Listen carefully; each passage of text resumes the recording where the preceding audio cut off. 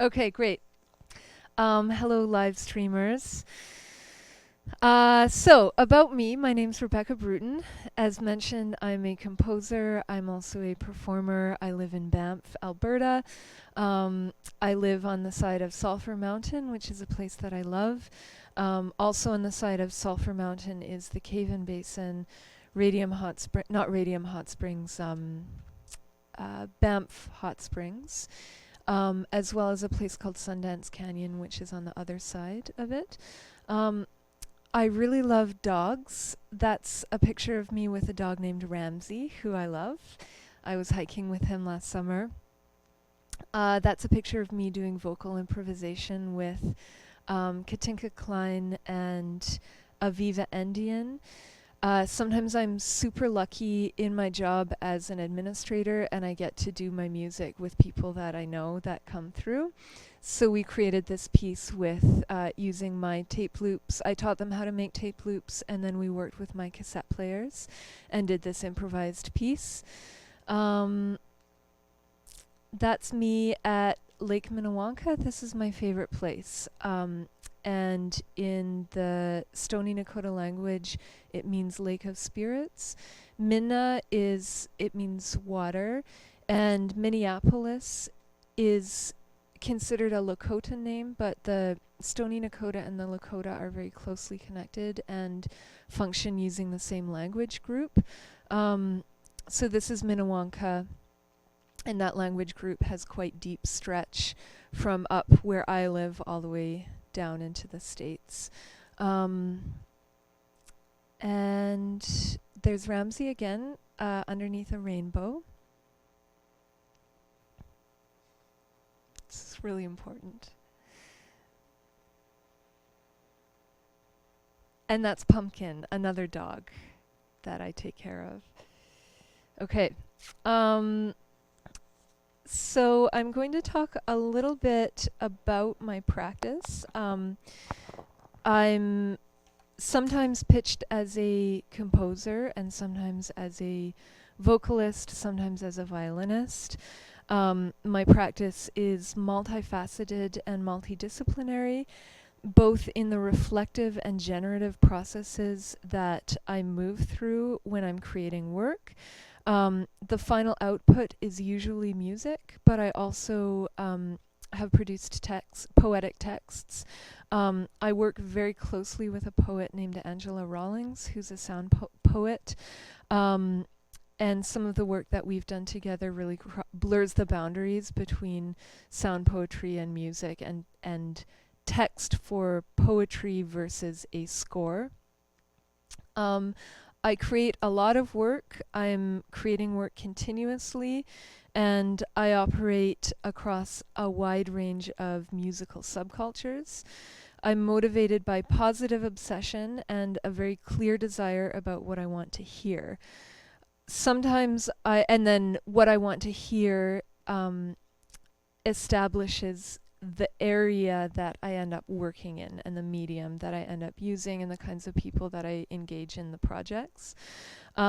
Sometimes I'm also motivated by career demands, which I don't really like being motivated by, but sometimes I find that being strategically careerist in some areas means that I am able to access resources that can then be fed into things that maybe are less resourced or have less visibility.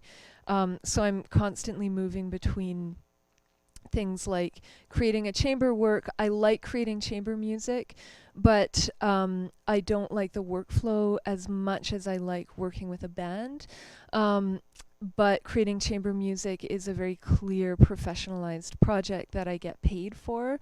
So it's really nice to balance those projects where I'm not leading and administrating the entire project and performing it against the projects where I am totally self-running. So I'll give you a little example of some of my chamber work. If I can get I guess I'll minimize that and go to my other So this is just a clip from a work that I wrote for the Array Ensemble. It was premiered in 2018 here.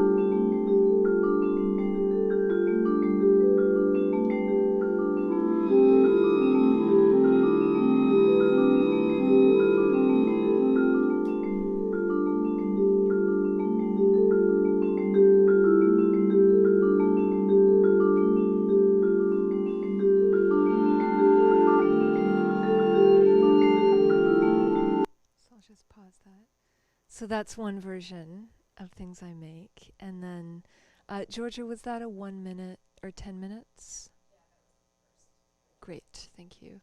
So the kind of work that I presented the other night is song-based and more based in popular music as well as improvisation.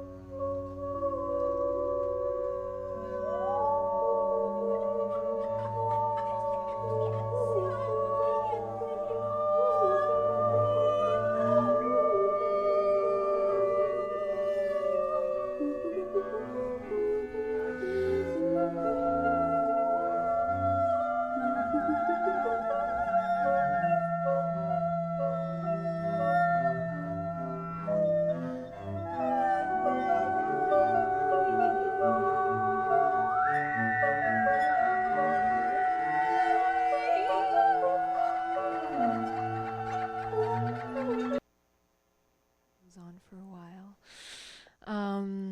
So that's an example of integrating a pretty standard song format with free improvisation.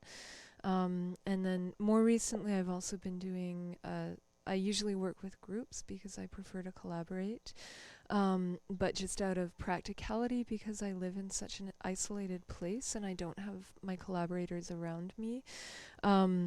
I've been working on a solo performance piece that's using cassette loops. So it's solo voice and bells and cassette loops, and it's quite a bit noisier and heavier, and I'm working it more into a super noise-based performance using analog electronics. So that's sort of a overview. Something that is very important within my music practice is my interest in distribution and the political economies of music. I'm just going to get back to my image slides. So, as mentioned, I work as a program coordinator at Banff Centre for Arts and Creativity. This is a support staff role, and that means that I'm ground level artist support, but I don't have any real decision-making power within the institution. And so I am an artist, but then I also work supporting artists.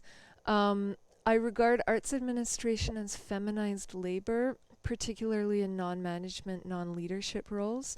Often when you look at arts institution, there's an imbalance with women at the bottom in coordination style roles, and then men at the top in upper management. And I should say women and other feminized people at the bottom. And I think that there's a close correlation between how women are socialized generally to be coordinators and emotional laborers in their private lives and the work that they end up doing within these institutions and organizations.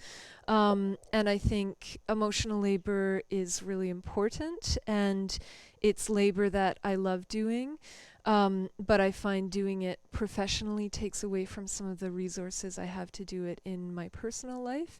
And I think that also really ties in with gender in music, how much it takes to, most often if you are a musician who's not working in a super conventional area of music, you need another income source. And so I work full time and then I do music on top of that.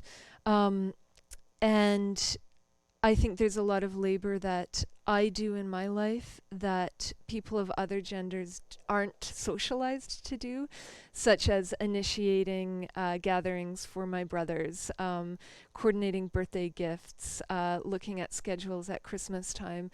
That's fairly invisibilized, but takes up a lot of my time.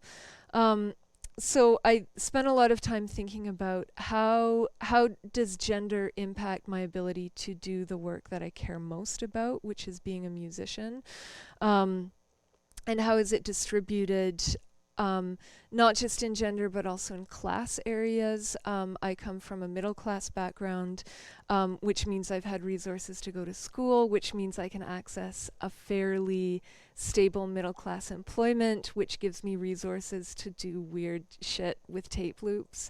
But people from different class backgrounds don't necessarily have those resources. So I think a lot about what are the ways that I am permitted to be visible in my music life? What are ways people of different racial backgrounds, different genders, different class backgrounds, permitted or not permitted to be visible, and how are the resources distributed? So in addition to working in an institution, for many years I've run DIY shows and series.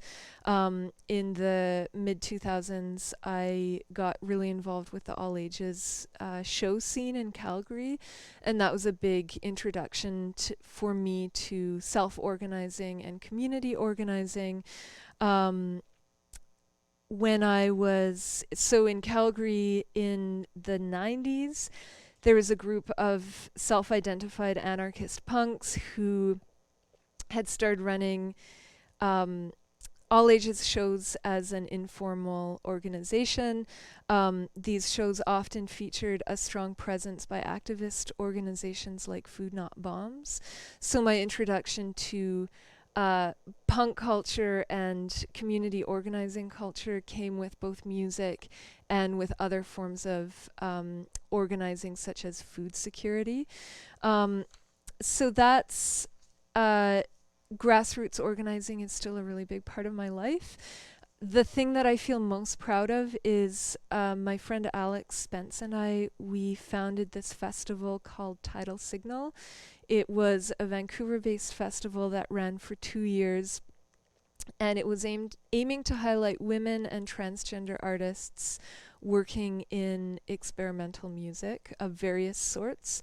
The Vancouver music scene is super diverse. So we had noise musicians, classical musicians. This is Prophecy Sun. She did a performance with using a bunch of pedals and her voice. And her son Hawkins had just been born. That's her partner. And Hawkins was there at the performance. And her partner was taking pictures while managing this like 6-day-old baby. And then this is Owl, who kept interrupting her mom during her mom's performance. And then finally, Prophecy opened up the performance to invite Owl in. And luckily, the performance she was giving was super open-ended. So then Owl just came in and started using the microphone. And this is really important to me, that we were able to make a space where somebody that is a female artist had just had a baby, which often means the end of an arts career for a lot of people, particularly women. She was able to come and do her thing, and then her 2-year-old daughter at the time was able to participate in the performance. And then they left right after this because we held it early in the evening. So I really care about creating spaces that are supportive for families and children. And then there's a bunch of other photos. We made a zine to go with it, and we invited contributors to write. So we had some essays as well as some visual art that were included in that. We had a zine making party the night before, and we also partnered with a zine maker and audio engineer named Madeline Campbell, who lives in Pittsburgh. She did a feature on our festival in her Women in Sound zine, which is a zine devoted to women audio engineers. So we sold those at the event. And yeah, so I try to really navigate. This is Alana Ho and Marina Hasselberg. Marina's a new music cellist, and Alana Ho's a sound artist and piano player. She had a fish tank full of water that she was sticking hydrophones in and then like moving balls around inside of it. It was amazing and so beautiful. I'm sharing this to show that I really try to work between being an artist myself, earning a living in the arts and within an institution, which I find to be a very challenging environment to be in. But I also gain valuable skills and networks from being in that institution. And then running my own events, which are often unpaid and a labor of love, but I believe are more successful at creating space for marginalized voices than my institutional work can do. That's me and Alex. Okay. So back to... Oh yeah, and then my core values are feminist, relational thinking, and community orientation, even when I'm moving through traditionally hierarchical spaces, such as working as a composer, writing for a new music ensemble. And I'm often asking the questions of how can we take better care of one another as musicians and human beings when there are so few resources to go around and we're in an economic hellhole and rent is astronomical and nobody can afford to live. And when that care is reciprocal in our communities, I think it makes it a lot more possible to keep doing our work. So then the next section I'd like to talk about is just where I live and how that influences my artistic and life practice. So this is basically in my backyard. This is the sulfur springs that seep out of the ground around the cave-in basin. It was -30 this day. I'd gone for a run and I just found these hot springs bubbling up and thought it was so beautiful.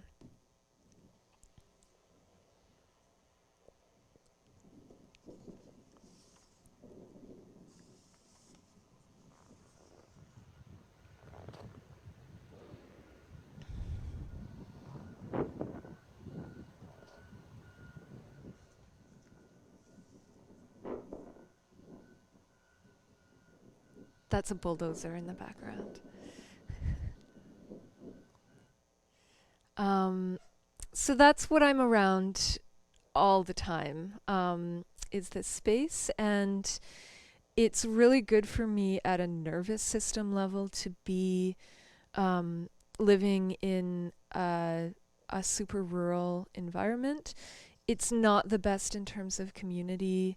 I don't the area is very high rent, and many of the people that live there go there just to ski, so I don't have access to the communities that I feel supported by, which means a lot of my socializing in the world takes place in the digital realm, as well as on trips like these.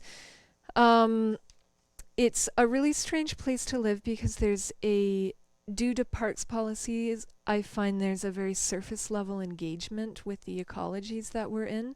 Um, you're not allowed to harvest or pick anything in the park. So for people who have a traditional harvesting practice, they're not permitted to do that.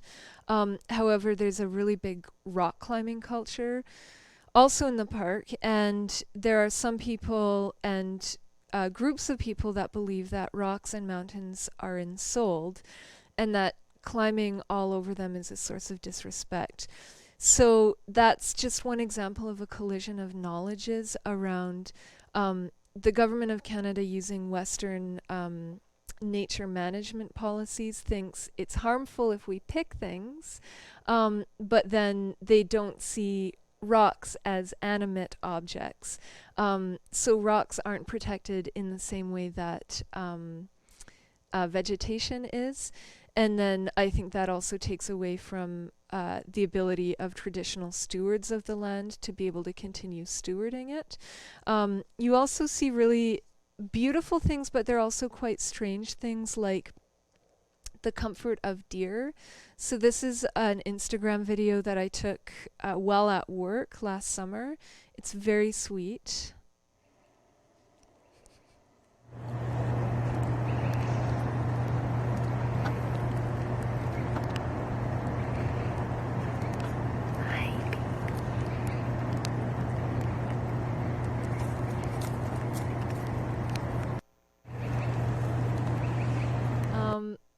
So that deer was born not last spring, but the spring before. It lives around the campus. It's been really nice to see that family of deer growing.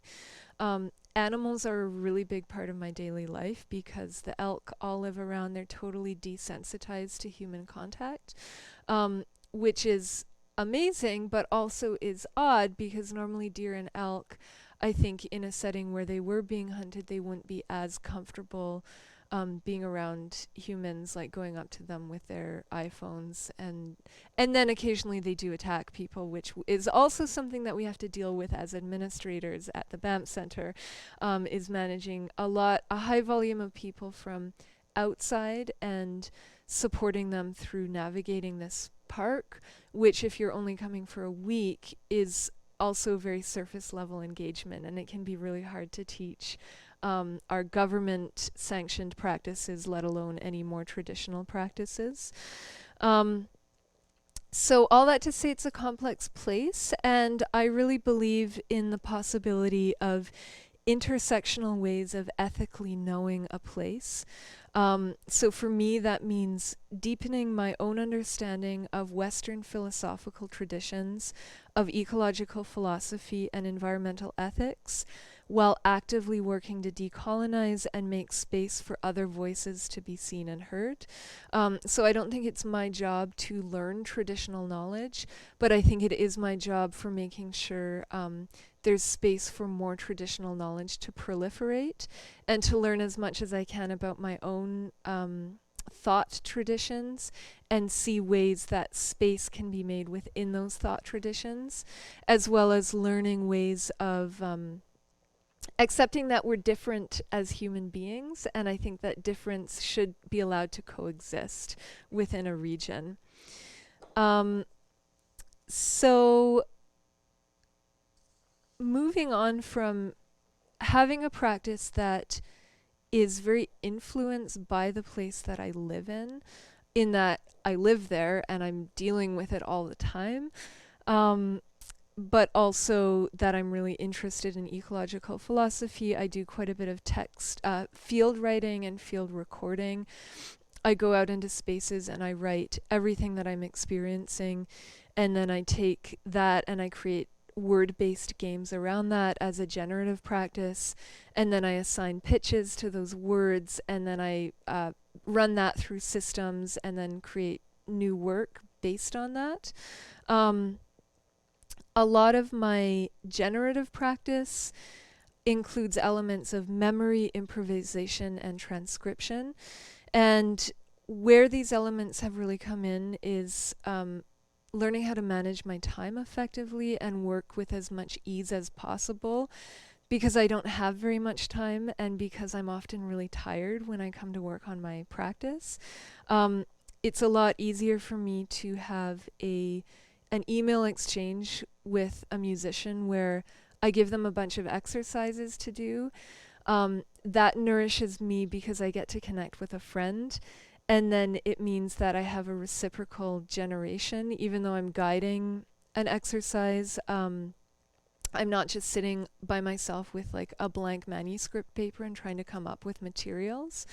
So I often use collaboration as a way of creating work, and then I transcribe it, or I set down the exercise that I used so that then I can bring it to a musician in person, and have a similar output as the one that I initially tested out the exercise with. So an example of this is within a score itself. This is a piece called Mammalian Mother Tongues, which I'll pass around. I dealt quite a bit with, in the second part of the score, I set up this grid. This was for saxophone quartet. And it's 5 seconds, 10 seconds, 5 seconds, 10 seconds. And they would move through the grid, so I had them think about it as flipping a texture. And then I gave them these pages of different materials to work with. So these ones are called animals, plants, fungi, and microbes, and they're these are all multiphonic pairings. So I had the soprano saxophone had a specific multiphonic, the alto had a specific multiphonic, and then gave numbers to each of the pairings. I often work with these micro elements that then get arranged and rearranged like a card deck. This was for the tenor and the baritone saxophone. And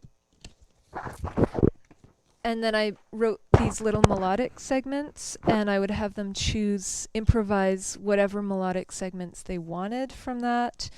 And then this was the Cantus Firmus, which was a bass line for the tenor and baritone saxophone that was assigned numbers, and then they would chop it up so that different numbers were inserted into the grid at different times. And then there were also these melodic chorale segments where all 4 of them were playing at once, but they're super short segments. So what I did is I gave, and I'll pass this to Joe, I gave the grid to the ensemble, and then I gave them all these options of things that they can work with. And then the output of that, this is what it sounds like. Just go from here.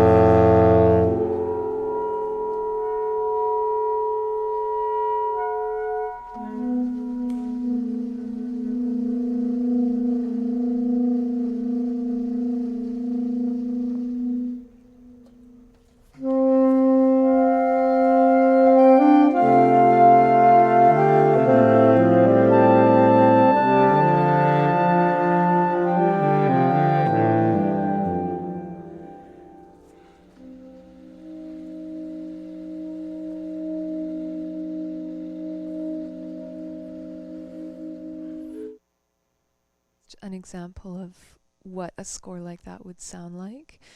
Another example, I've been working with a musician here called Ryan Driver, and I'm really interested in the way that he sings and his abilities as an improviser.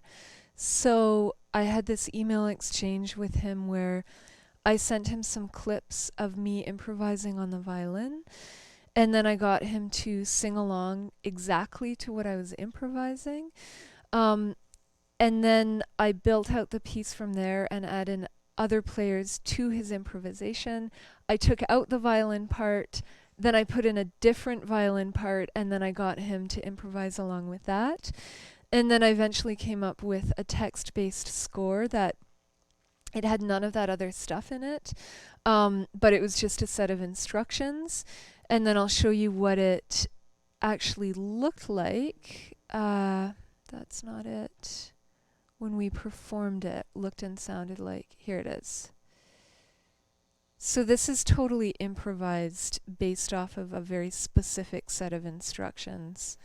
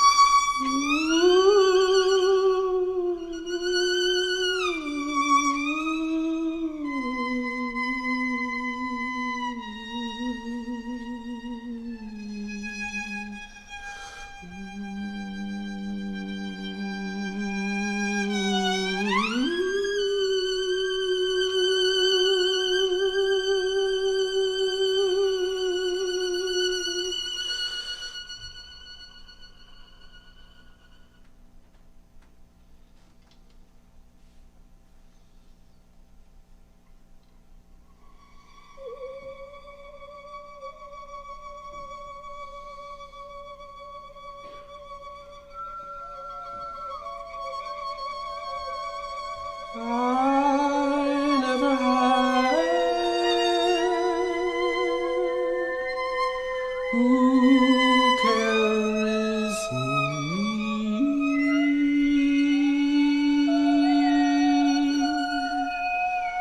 so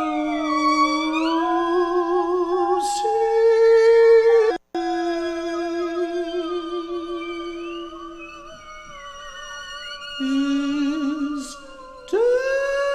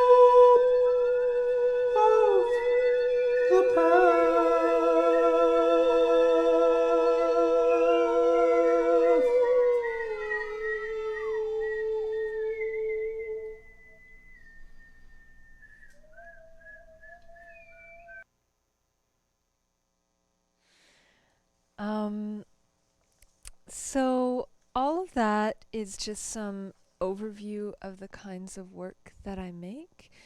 Um, I'd like to talk about tapes, why you're all here.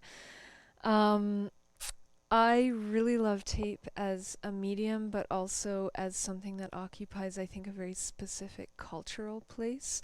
Um, I like why I started working with tape was mostly because I was a violinist, and in high school during the era of chamber pop Montreal explosion, and everybody all of a sudden was looping and playing the violin. So I've avoided for the past 15 years ever using a loop machine. But I'm currently developing a solo practice, uh, and I really like setting up limits for myself that then I have to sort of creatively engineer. I like to set up creative problem solving equations for myself. And I think tape is really nice because it is way more limited than using a digital loop station or working with digital audio interfaces. And I also just really like analog materials. As you can see from my score, I handwrite things. What is that sound? Where's that coming from? Oh, okay. Me and Alex having a conversation. Yeah, so I've been working with tape loops, which I build myself. They're usually really short segments. And then I've been able to do some interesting things with that. So here's an example of a solo work that I've presented a few times. I'll just find this one. Okay. So there's sort of this format where I'm singing.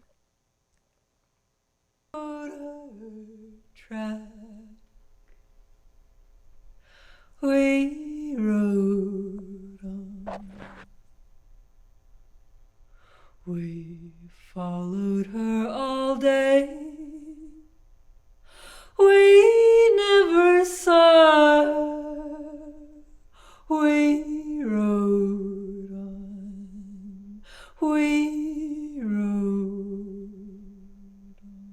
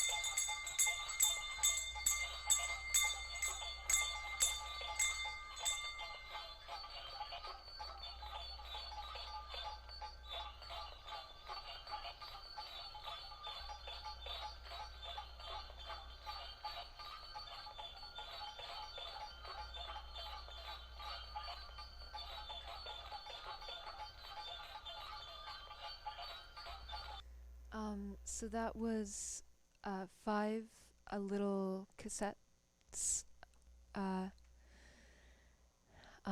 five cassette players that I was recording bells into them and then hitting the playback button and then building that up. And then I started improvising singing over top of that. Um, and that's just a live recording off the ground. Um, and then this is a 25-minute long piece, and for each segment where I was using the tapes, I did a different permutation or combination of how I was sticking these elements together. Um, so another thing that I love about tape beyond just working with the medium is that I find cassette tape distribution really interesting. I compare it to the micro press in the poetry world. Tapes can be made quite cheaply, and I think it's a way of embracing extreme locality, whether that's in a physical space or some kind of a cultural or digital space. I often feel quite a bit of overwhelm operating as a cultural producer in the kind of mass culture overload that we exist in right now. Um, and I think that ways that I find meaning or make meaning is to build very specific connections and lineages. Um, so I live in Banff. There's a deep specificity of living there and a specific culture. I'm also really aware of pedagogical lineages that I've come through. A lot of how I learned to compose was through working on a landscaping company in Toronto that a lot of artists have worked for over the years. And I met the composer Martin Arnold while working for that gardening team. And was sort of schooled by him during these long days of having conversations. And that is a very specific lineage that a lot of people in Toronto have gone through because Martin worked on that gardening company for so many years that a lot of young people would go through it and have these really powerful experiences learning from him. So that's something that I value is how can I value these highly specific and singular connections? What can happen in the place that I'm in that is not possible to happen in any other place? Um, and I think that tape distribution has a way of doing that. There's a label called Cruzat's label where you send a gift or a postcard and you receive a tape in return. I really, really love that. I have a network of friends, mostly women, that are all super into tapes and tape loops, and we mail tapes to one another on a regular basis. So my friend Alana Ho, who's in Vancouver, she did a project where she gathered a bunch of lichen from the shorelines around Vancouver. She put them inside of a tape, and then she made a tape loop that is being degraded as it passes by the lichen. And then she chopped up this text and also attached she recorded herself reading through the text, and then she put it on about 10 or 15 different tapes and then mailed them out to all her friends. And apparently there's a second part of this project, but I don't yet know what it is. And so I really love the intimacy of that exchange. Again, I find even just navigating how do I listen to music, where do I listen to music, can be overwhelming, and it can feel like being a musician, I don't really have an impact, but then bringing things back to these very specific kinds of exchanges that involve some sort of creative generation, but also a really nice gesture of friendship. That's something that I really value, and I think that there's, in spite of the hipster connotations of tape resurgence in the mid to late 2000s, I think it's a fairly non-elitist way of sharing materials. So for today, that's the end of my talk. I'm going to teach you all how to make tape loops for yourself. And we're going to have some snacks and some tea. And then I have an improvised score making session that I've laid out, so we can then, we'll have our tape loops and then we can integrate that immediately into creating something together. So I think we'll just take a 5-minute break now. And you can